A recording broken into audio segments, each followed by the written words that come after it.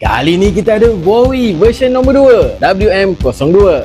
Bases Bowie WM02 ni transparent kat atas. Alright guys, kat dalam dia ada satu user manual, satu kad warranty dan satu stiker yang cute, satu USB cable type C, dan ini dia guys, bases Bowie WM02.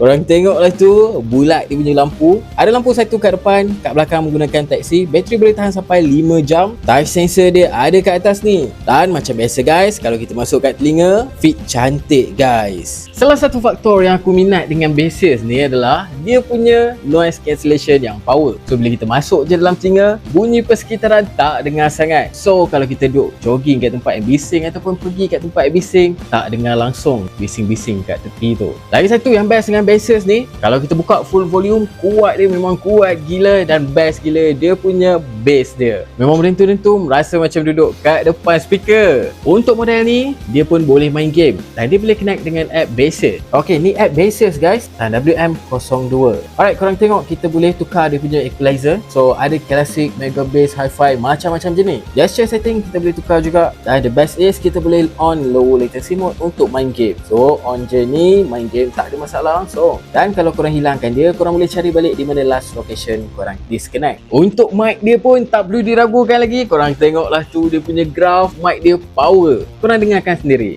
Test mic daripada Bases Bowie WM. So mic dia jelas guys, kalau korang nak buat call memang tak ada masalah. Alright guys, so siapa yang berminat dengan Bases Bowie WM02, check out dekat beg kuning di bawah.